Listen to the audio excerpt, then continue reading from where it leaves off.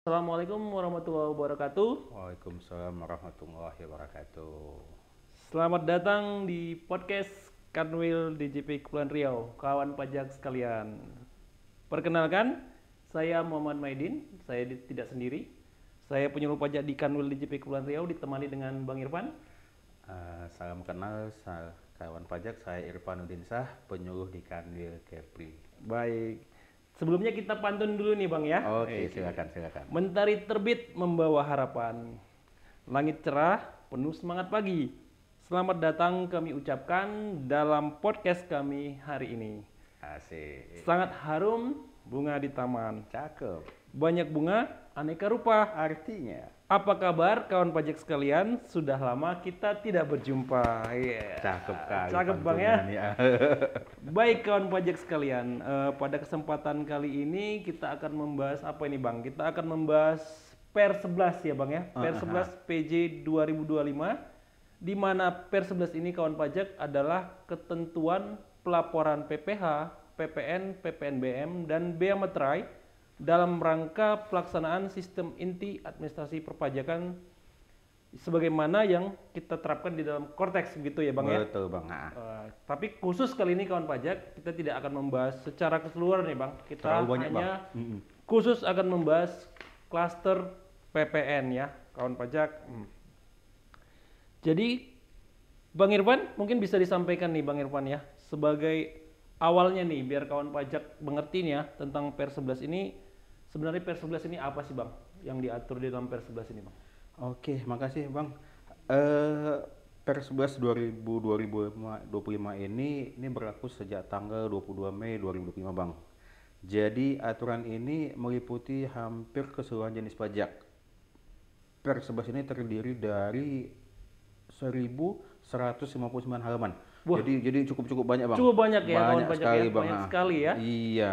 Jadi ya tadi seperti Abang sampaikan tadi ya kesempatan ini kita nggak bisa bahas semuanya. Jadi kita hanya coba membahas tentang klaster PPN saja Bang. Khusus Itu dia. ya Bang Iya ya. Bang, benar Oh, Bang. jadi tapi tetap akan ada ya Benar, klaster-klaster Bang. berikutnya kita akan tetap bahas. Oke, Jangan Bang, khawatir kawan pajak ya. Siap Bang. Silakan Bang.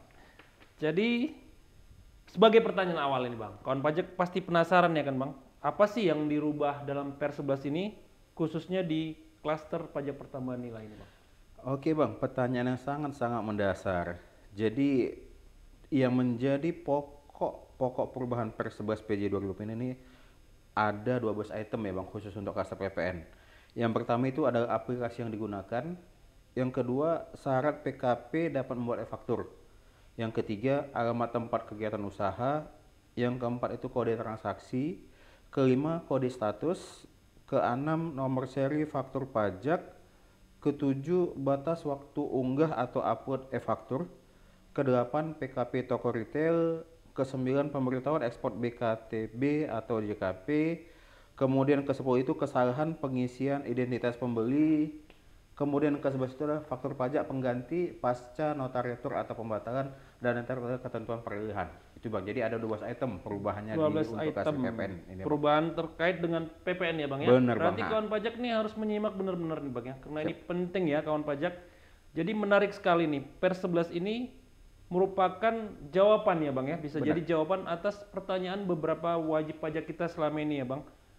Ada pertanyaan berikutnya mengenai Bang, sekaligus untuk mengingatkan kembali kawan pajak tentang ketentuan dasar pembuatan faktur ini Bang. Apakah ada perubahan sejak kita menerapkan Kortex ini ataukah sebenarnya sama saja? Mungkin kita mengulang kembali Bang ya, siapa saja nih yang wajib buat faktur, kapan faktur pajak itu harus dibuat. Baik, jadi pada dasarnya siapa saja yang wajib memfaktur pajak itu tidak ada perubahan. Tetapi kita untuk mengingatkan kembali, mengulang kaji Bang ya. Jadi wajib pajak itu harus memenuhi persyaratan-persyaratannya apabila dia ingin menjadi PKP atau pengusaha kena pajak. Di antaranya itu memohon ke KPP terdaftar untuk dikukuhkan sebagai pengusaha kena pajak. Dan ini bisa melalui Kortex pengajuannya ya Bang ya.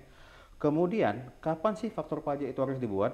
Jadi ada 5 ketentuan kapan faktur pajak itu dibuat. Yaitu yang pertama adalah pada saat penyerahan BKP dan atau penyerahan JKP. Yang kedua, pada saat penerimaan pembayaran dalam hal penerimaan pembayaran terjadi sebelum penyerahan BKP dan atau JKP. Yang ketiga, adalah pada saat penerimaan pembayaran termin dalam hal penyerahan sebagian tahap pekerjaan. Yang keempat, saat ekspor BKP berwujud, BKP tidak berwujud dan atau ekspor JKP. Nah, yang terakhir adalah pada saat lain yang diatur berdasarkan PMK tersendiri. Jadi ini apabila ada salah satu yang terpenuhi, maka PKP tadi wajib membuat faktur pajak. Itu dia, Bang. Baik, berarti intinya kalau saya tangkap ya Bang ya, hampir sama ya dengan peraturan sebelumnya. Benar, Berarti Bang, benar. sebelum membuat faktur, wajib pajak itu harus memohon untuk dikukuhkan menjadi pengusaha kena pajak. Benar, Bang. Seperti itu Bang ya. Tapi saat ini sejak kita menggunakan Cortex, permohonan pengukuhan PKP-nya atau pengusaha kena pajak akan dilakukan melalui Cortex. Benar, Bang. Seperti itu. Baik, untuk faktur pajaknya sendiri Bang, apakah ada perubahan dalam bentuk formulirnya Bang? Oke, kita lihat di lampiran per 11 PJ 2025 ini ada perubahan formulir faktur pajak. Salah satunya itu adalah penambahan kolom identitas tambahan. Nah, kolom ini hanya diwajibkan kepada PKP toko retail yang membuat faktur pajak dengan kode transaksi 06, yaitu penyerahan BKP kepada turis asing yang memberitahukan dan menunjukkan paspor luar negeri. Sedangkan bagi PKP selain PKP toko retail, pengisian ini bersifat opsional pilihan. Itu dia, Bang. Berarti per 11 ini mengakomodir ya Bang ya, ada pilihan yang terbaru ya untuk transaksi 06 ya. Benar, Bang. Dia nanti harus ngisi kolom identitas tambahan. Benar, Seperti benar itu ya sekali. Bang ya. Nah. Oke, semakin menarik nih ya kawan pajak ya. Salah satu isu lain ini Bang yang menjadi pembicaraan para kawan pajak adalah tentang keterangan Bang dalam faktur pajak uang muka. Banyak wajib pajak kita yang bertanya, bagaimana sih cara ngisi uang muka, kemudian kalau misalnya sudah lunas mungkin bisa dijelaskan Bang. Oke, jadi di lampiran per 11 ini ya, untuk pengisian keterangan dalam faktur pajak menyebutkan bahwa apabila ada penyerahan BKP atau JKP yang mencantumkan uang muka, termin ataupun angsuran, kolom faktur pajak nama BKP dan atau JKP harus ditambahkan keterangan. Itu Bang. Jadi harus ada tambahan keterangan. Contohnya, penerimaan uang muka sebesar 1 juta rupiah untuk pembelian 1 unit komputer merek ABC dengan harga jual sebesar 5 juta rupiah.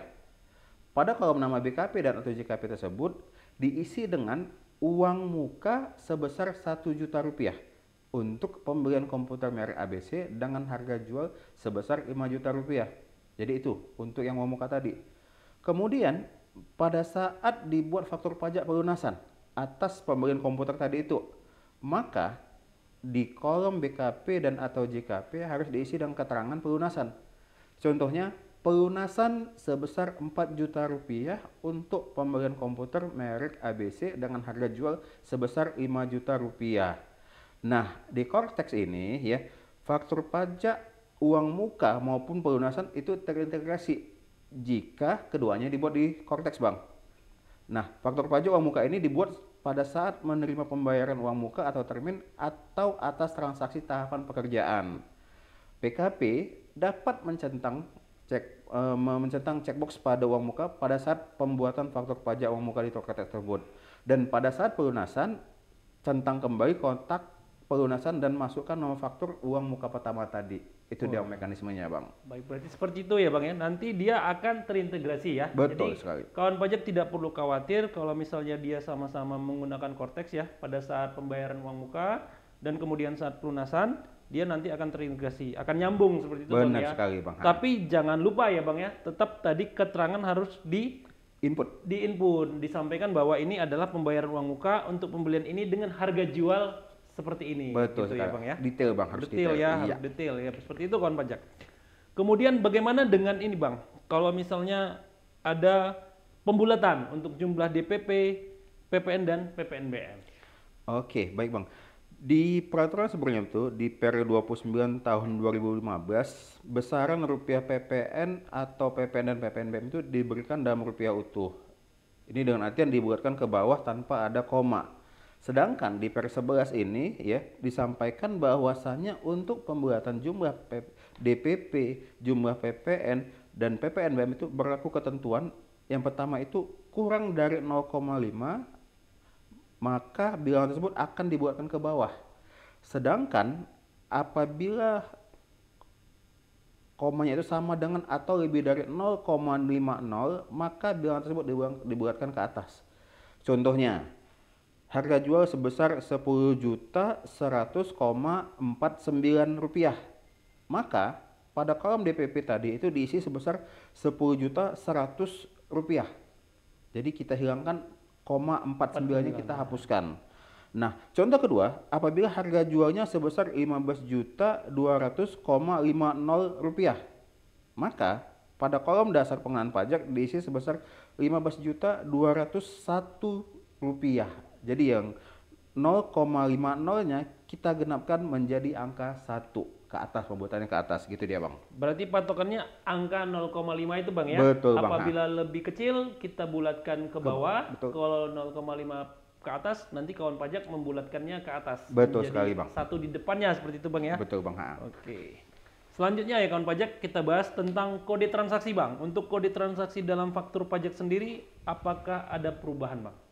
Nah, untuk kode transaksi dalam faktur pajak itu ada perubahan dan juga ada penambahan kode. Jadi pada saat ini, kesempatan ini kita hanya bahas tentang perubahan dan penambahan saja ya Bang ya.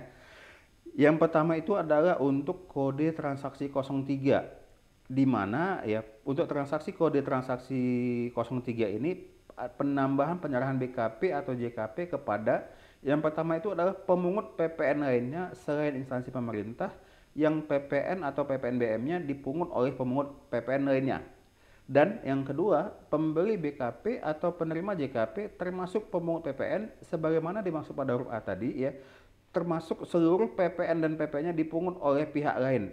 Ini sesuai dengan pasal 32A Undang-Undang KUP. Jadi ini yang barunya Bang. Kemudian yang kedua adalah perubahan pada faktur pajak 06. Perubahan penyerahan BKP kepada turis yang memberitahukan dan menunjukkan paspor luar negeri kepada PKP toko retail yang berpartisipasi dalam skema pengembalian PPN kepada turis asing yang PPN-nya dipungut oleh PKP toko retail. Nah, yang ketiga ini adalah merupakan penambahan kode faktur pajak, yaitu kode transaksi 10. Nah, apa ini ya? Kode transaksi 10 ini adalah transaksi penyerahan lainnya yang PPN atau PPNBM-nya dipungut oleh PKP yang melakukan penyerahan BKP atau JKP dengan menggunakan tarif selain pasal 7 ayat 1 Undang-Undang PPN. Ini dia Bang. Jadi ada 3 item penambahan dan perubahan kode faktur pajak. Oke. Kalau dengan bentuk faktur pajaknya dan Kortex ini sendiri bagaimana Bang? Kalau dulu kan mungkin kawan pajak itu harus atau wajib mencetak faktur gitu fisiknya Bang. Kalau sekarang bagaimana Bang? Apakah ada kewajiban untuk tetap mencetak faktur Bang? Nah, setelah Kortex diberlakukan ya, maka faktur pajak tersebut telah berbentuk dalam dokumen elektronik. Karena itu kita sebut dengan e-faktur. Sehingga terhadap PKP yang menerima ataupun lawan transaksi yang menerima faktur pajak tersebut tidak diwajibkan untuk mencetak fisik faktur pajak tersebut. Dan untuk pembuatan e-faktur itu sendiri dibuat dengan menggunakan modul dalam portal wajib pajak, yaitu Kortex DJP atau laman yang terintegrasi dengan sistem administrasi DJP melalui penyedia jasa aplikasi perpajakan. Itu dia Bang. Berarti bisa kita sampaikan ke kawan pajak ini Bang bahwa kalau misalnya pun diperlukan untuk misalnya lawan transaksi memaksa ini Bang, minta nih fakturnya tetap harus dicetak. Boleh ya, silakan dicetak dari Kortex lawan transaksi. Benar. Juga bisa Bang ya. Boleh, di-download nanti dicetak ya. Iya. Dan mungkin juga sebagai informasi kepada kawan pajak bahwa mulai sejak sistem Kortex ya Bang, kita sampaikan bahwa tidak ada aplikasi berbeda untuk menerbitkan faktur ya Bang. Sudah ada di dalam Korteksnya sendiri. Benar. Kalau selama ini kan kawan pajak itu harus menggunakan e-faktur, banyak aplikasi Bang ya. Benar. Ada e-faktur desktop, kemudian ada web e-faktur seperti itu ya. Nah, semakin menarik ini kawan pajak. Bagaimana dengan nomor serinya Bang? Bagaimana dengan penerbitan nomor seri faktur pajak? Kalau dulu kan ini harus sebelum kita minta ke KPP. Kalau sejak Kortex ini bagaimana Bang? Nah, sejak era Kortex ini untuk penerbitan nomor seri faktur pajak ini diberikan secara otomatis pada saat e-faktur tersebut diunggah atau diupload ke Direktorat Jenderal Pajak dengan menggunakan modul e-faktur dan memperoleh persetujuan dari Direktorat Jenderal Pajak. Nah, ini perlu kita sampaikan bahwasanya jangka waktunya ini sudah berubah. Tahun lalu itu ya, itu paling lambat tanggal 20 bulan berikutnya. Sejak Per 11 ini berlaku, ini berubah menjadi tanggal 5, maaf, Terbalik Bang. terbalik. Tahun lalu ya, sebelum Per 11 ini berlaku, untuk e-fakturnya itu di-upload paling lama tanggal 15. Sekarang berubah menjadi paling lambat tanggal 20 bulan berikutnya setelah tanggal pembuatan e-faktur. Itu dia. Berarti ada perubahan ini Bang Perubahan, ya? Mundur iya. 5 hari ya? Benar. Berarti ada kesempatan buat kawan pajak lebih lama ini ya Benar, untuk uploadnya. Kalau ah. dulu tanggal 15 dan harus mendapat persetujuan dari DJP, sekarang menjadi tanggal 20 dan Iya, bulan berikutnya benar. setelah pembuatan faktur. Benar. Mungkin kawan pajak akan lebih paham kalau kita kasih contoh ini Bang. Oke, siap. Boleh dicontohkan Bang. Oke, nah contoh pertama, PTH yang merupakan PKP melakukan penyerahan BKP pada tanggal 11 September 2025. PTH membuat e-faktur pada tanggal 11 September 2005 menggunakan mode e-faktur dengan mengisi kolom tanggal faktur pajak 11 September 2025. Namun, e-faktur tersebut baru diunggah atau diupload ke Direktorat Jenderal Pajak dengan menggunakan mode e-faktur pada tanggal 14 Oktober 2025. Dengan demikian, ya, e-faktur yang dibuat dan diunggah tersebut dapat diberikan persetujuan oleh DJP. Karena apa? Karena diupload paling lama tanggal 20 Oktober. Itu dia di uploadnya tanggal 14 Oktober, jadi diterima. Belum lewat ya? Belum Bang? lewat. Belum lewat Itu, dari tanggal benar. 20 kawan pajak. Kemudian contoh kedua ya, PTH merupakan PKP melakukan penyerahan BKP pada tanggal 18 September 2025. PTH membuat e-faktur pada tanggal 18 September 2025 menggunakan mode e-faktur dengan mengisi kolom tanggal faktur pajak 18 September 2025. Nah, ini jadi masalah. E-faktur tersebut baru diunggah oleh PTH pada tanggal 21 Oktober 2025. Nah, karena dia terlambat diunggah seharusnya paling lama tanggal 20 Oktober, maka atas e-faktur tersebut tidak diberikan persetujuan oleh Direktorat Jenderal Pajak. Dan ya perlu kawan pajak ketahui, e-faktur yang tidak memperoleh persetujuan dari DJP atau di-reject itu bukan faktur pajak. Itu dia Bang. Berarti harus hati-hati nih ya kawan pajak ya, kalau nerbitin fakturnya tanggalnya sudah benar, sudah sesuai dengan transaksi, tapi perlu di-uploadnya jangan sampai kelewatan ya, Bang, Benar ya? sekali Bang. Dan kawan pajak juga harus paham juga ini Bang, kalau misalnya ternyata untuk faktur pajak itu ada beberapa istilah ini Bang. Ada istilah faktur pajak tidak lengkap, terlambat dibuat, atau dianggap tidak dibuat. Ini seperti apa dan konsekuensinya ini bagaimana Bang? Nah, faktur pajak tidak lengkap, terlambat dibuat dan dianggap tidak dibuat ini berkaitan dengan pertama itu syarat-syarat pembuatan faktur pajak. Yang kedua itu berkaitan dengan tanggal upload pajak. Itu dulu Bang. Nah, apa sih faktur pajak tidak lengkap? Ya, faktur pajak tidak lengkap itu merupakan faktur pajak yang tidak memenuhi persyaratan formal, seperti tidak mencantumkan keterangan, mencantumkan keterangan yang tidak sebenarnya atau sesungguhnya, atau mencantumkan keterangan yang tidak sesuai dengan ketentuan pengisian keterangan. Kemudian untuk faktur pajak yang terlambat dibuat, yaitu tanggal yang tercantum dalam faktur pajak melewati saat seharusnya faktur pajak dibuat. Sedangkan untuk faktur pajak yang dianggap tidak dibuat itu adalah faktur pajak dibuat setelah melewati jangka waktu 3 bulan sejak saat faktur pajak tersebut seharusnya dibuat. Nah, apa sih sanksinya terhadap ketiga faktur pajak? Jadi kan ada tadi faktur pajak tidak lengkap, terlambat dibuat, dan dianggap tidak dibuat. Sanksinya ya, yang pertama itu PKP yang membuat faktur pajak tidak lengkap, terlambat membuat faktur pajak, dan atau dianggap tidak membuat faktur pajak, itu dikenai sanksi pasal 14 ayat 4 Undang-Undang KUP. Kemudian bagi PPN yang tercantum dalam faktur pajak tidak lengkap dan atau dianggap tidak lengkap dibuat merupakan pajak masukan yang tidak dapat dikreditkan. Itu dia Bang. Berarti harus hati-hati nih ya kawan Benar. pajak ya Bang. Jangan sampai nanti merugikan diri sendiri ataupun merugikan lawan transaksi, Benar Bang ya. sekali Bang. Kalau misalnya kena 14 ayat 4 ini lumayan juga nih Bang ya, 1% 1%. dari DPP ya. Benar Bang. Kemudian apabila sampai nanti tidak bisa dikreditkan, itu tidak bisa menjadi pajak masukan buat lawan transaksi. Benar Ini merugikan diri sendiri dan merugikan lawan transaksi ya Bang ya. Benar Jangan sekali, sampai ya Bang. kawan pajak ya. Baik, sebenarnya masih banyak ini Bang yang kita ingin diskusikan untuk klaster PP ini, tapi tanpa terasa kayaknya waktu kita juga sudah cukup ini Bang ya. Mudah-mudahan kawan pajak ini semakin tercerahkan tentang klaster PPN dari PR11 ini. Apakah ada yang mau disampaikan lagi Bang sebagai closing statement kepada kawan pajak kita terkait PR11 khususnya klaster PPN ini Bang? Baik kawan pajak ya, PR11 PJ 2025 ini merupakan dasar hukum acuan kita semua untuk melaksanakan kewajiban perpajakan, terutama dalam rangka penerbitan faktur pajak. Jadi sama-sama kita ingatkan kawan pajak agar mengisi faktur pajak tersebut sesuai dengan ketentuan dan mengupload sesuai dengan ketentuan yang ditetapkan pada PR11 PJ 2025 ini. Sehingga baik kita sebagai PKP maupun dalam transaksi kita tidak dirugikan oleh kealpaan atau kesilapan kita atau ketidaktahuan kita dalam pengisian e-faktur tersebut. Itu Bang tambahannya Bang. Baik, kawan pajak, mudah-mudahan informasi yang kita sampaikan pada kesempatan podcast kali ini bermanfaat ya Bang ya. Siap. Buat kawan pajak ya.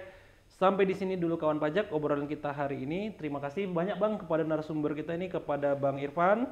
Semoga kawan pajak lebih memahami ya Bang tentang PR11 dan bisa melaksanakan kewajiban perpajakannya dengan baik dan benar. Simak terus podcast Kanwil DJP Kepulauan Riau kawan pajak.